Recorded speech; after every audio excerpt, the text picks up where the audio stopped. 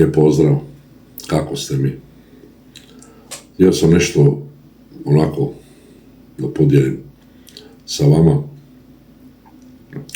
Nadam se prvo da ste mi dobro i zdravo, ko prvi puta gleda, zapratite Mašević Family. Babo se javlja sam, sjedim nešto malo istražujem i onako htio sam neki post da napišem, da onako nešto što ja osjećam, pa možemo i tako ako hoćete, ako vam se sviđa to. Babo će napraviti i to, ja volim onako sjest pa malo pisat svašta i tako. Vi dobro znate svi u današnjem svijetu, svi negdje žure, tako. Svi žele nešto više, nešto bolje, nešto brže, ali tko nam je rekao da moramo trčati? Tko? Niko nam ne kaže da moramo trčati, tako? Možda život uopće nije utrka, kao što svi misle da je utrka. Možda je samo putovanje, a je sigurno, znate. Jer ljudi misle da je život utrka, a život je samo putovanje. Zato sam želio da podijelim to sa vama, da vidim kako vi mišljenje imate, da ostavite neki komentar, da malo razmijenimo onako svoja razmišljanja, kao što inače to i radimo. Svi mi imamo svoje ciljeve, to vi svi dobro znate. Nažalost, mnogi mladi ne znaju to, ali svako od nas ima cilj neki u životu. Želimo da uspijemo, da se dokažemo, da ostvarimo neke svoje snove, ma i to je u redu sve, naravno. Bez cilja i bez snova ne možemo ni da živimo, mada smo samo na jednom kratkom putovanju. Ja bih htio ovim putem da se obratim svim mladim ljudima, da shvate da ima i lakši načina,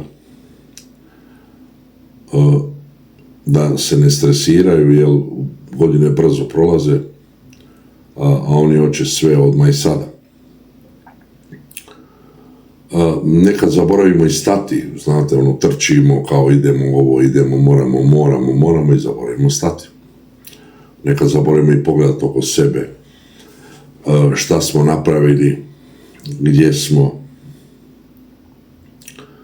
koliko imamo vremena ne znamo.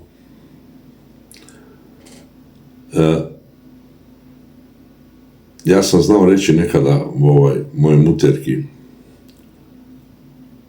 dok smo živjeli u Hrvatskoj i sada kad idemo za Rijeku, ima preko puta stana od dede i nane, pozdrav za dedu i nanu ovim putem, ljubi babo. Ajde da zastanemo pa da pogledamo zalazak sunca.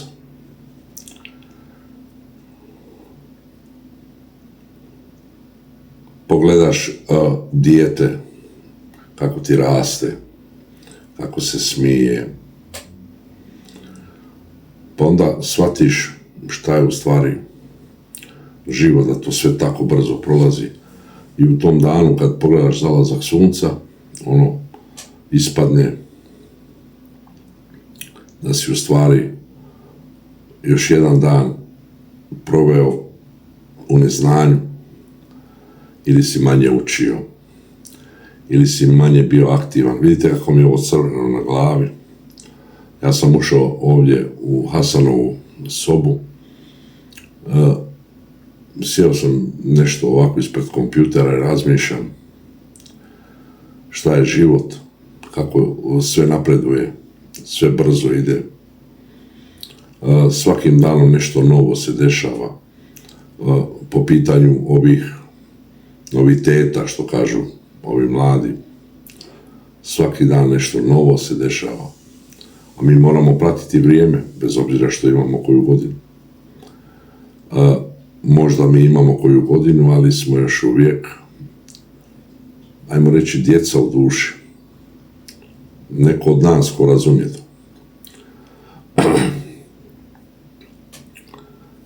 I onda razmišljam, kažem, ajde da se sjetim kada sam zadnji put bio stvarno sretan. I onda ja tako, ne mislim nešto zbog nečega što imam nego zbog nečega što jesam ja ili moja obitelj. I onda sjedim tu i razmišljam, gledam nešto onako na Elminom kanalu, na Mašović Family, kako vrijeme to napravi, brzo sve prođe, mi se ni ne okrenemo. I onda želim da se prisjetim kad sam stvarno bio sretan. I onda shvatim da sreća ne čini novac, ne čini neka hrana, i to su sve sitnice.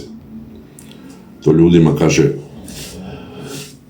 ja sam sretan kad mogu otići u restoran, ljudi kažu, ja sam najsretniji kad mogu sjeti za stol sa svojom porodicom i pogledati u oči i vidjeti im u očima da su zadovoljni, ma šta god da imaju za sofrom, za ručkom, večerom, doručkom. Nije ni bitno. Mislim da je to smisao života. Život nije natjecanje, ja to stalno ponavljam mojoj djeci, nemoj da se natječete, ova ima ono, ona ima ovo. Nema za to medalja. Za to ko će prvi imat kuću, auto, karijeru, savršen život. Ja pitam djecu, da li vi znate da savršenstvo ne postoji? Postoji samo iskrenost, postoji borba, postoji duša. Jer čovjek je ono koliko da sebe u ovome ludome svijetu. Postoji i borba i postoji ljepota u nesavršenom. I to je u redu, kad neko nije savršen, da se bori, da bude bolji. To je jako bitno, da razumijemo da je sve ovo prolaz. Pa kažem ja mojoj Elmi, znate i sami, ja sam držao live-ove i držim live-ove, pa pričam sa mojom Elmom i sa mojim Hasanom. I vama sam rekao, koliko sam puta mojoj Elmi rekao, bit će dana kad ćeš pasti, sine. Kad ćeš se osjećati izgubljeno. Kad će se činiti da svi drugi idu naprijed, a ti stojiš.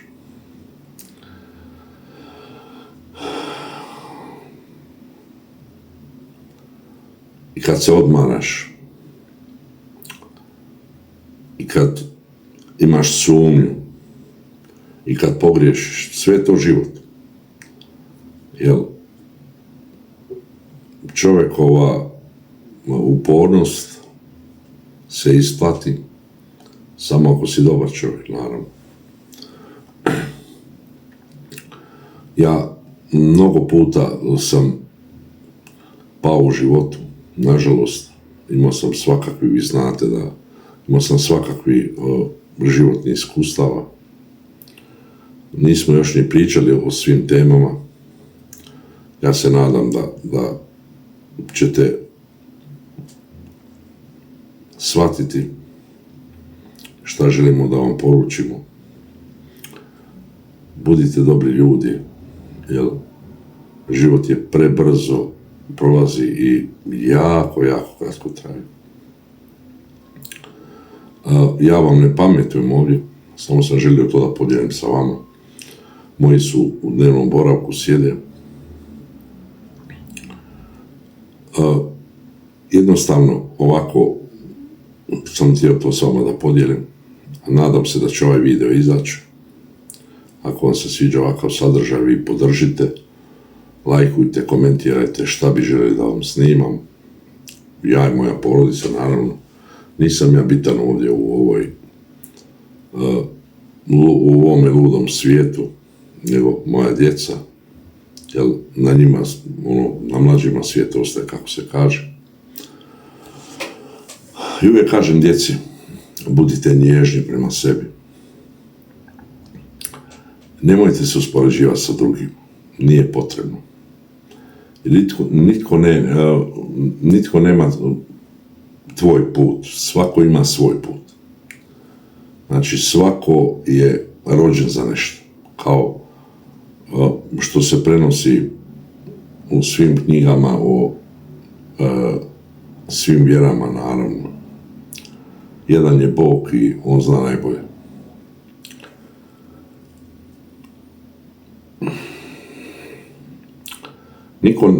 Ja sam rekao Elmi moje, znam ja babo da ti ne znaš kroz šta prolaziš, mom Hasu govorim. Samo ti znaš i tvoja duša. I uvijek im kažem, kad niko ne zna kroz šta vi prolazite, onda znajte, baš zato je vaš put jedinstven i vrijedan je, sigurno vrijedi, jer to se vidi po vama, po ljudima dobroga srca koji razumiju.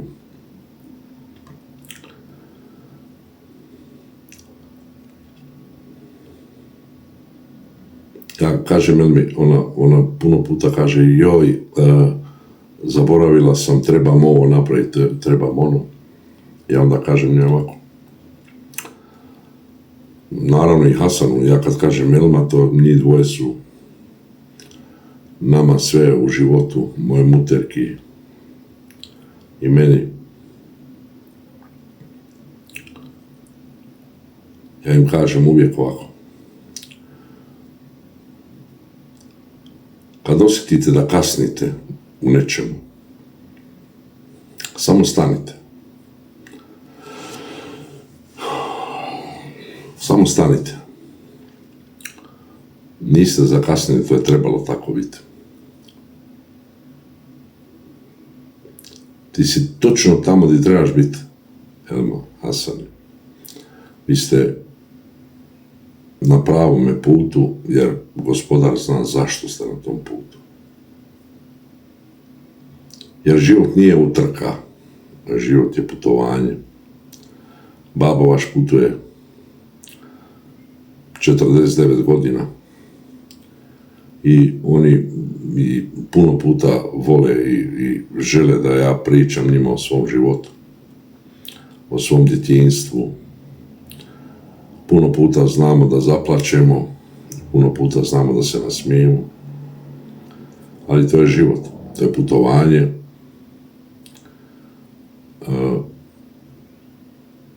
Treba imati čovjek cilj za to putovanje, a to je putovanje da budeš dobar čovjek, da se ne osvrćeš iza sebe ili oko sebe. Ako neko zalaje, jer ti, svako od nas u stvari, i vi koji slušate, i svako od nas ima svoje neko životno putovanje, životno iskustvo. Samo neko stane ovako pred kamerom pa priča i kad mu je lijepo i kad je teško. Zato vas molim, pišite nešto u komentarima, ostavite nešto, neku temu koju bi htjeli da obradimo. jer ovo snimam da bi neko mlad nešto naučio. Ja nisam, ne prosipam ovdje nikakvo znanje, ili ja samo prosipam ono što sam iskusio na svojoj koži, a mislim da to jako vrijedi za mlade, tako da, naravno i za starije. Ja znam puno ljudi koji su moje godište, koji su moja generacija, koji su živjeli u, mogu reći, nije im falilo ni otac ni majka, a to je veliko bogatstvo. A danas, kao što vidite, mladi to vrlo često zloupotrebe i misle da ne moraju da se žrtvuju za brak, za ljubav, za djecu, za kuću. A u stvari to ostaje iza nas. Jer ništa ne nosimo sa sobom, samo dobra djela, i ostavljamo nešto iza nas, ko će nas spominjati, ko će moliti se za nas i zahvaljivati se. Ja znam da ću ostaviti nekog iza sebe, ali nadam se i neko ko bude gledao ovo, da će jednom reći hvala onome babu kamermanu. Ma na jednoj riječi, zastanite, pogledajte oko sebe, šta ste dobro napravili, da li ste nekog usrećili danas, da li ste nekom poželjeli dobro jutro, dobar dan, dobro večer i nekome rekli laku noć.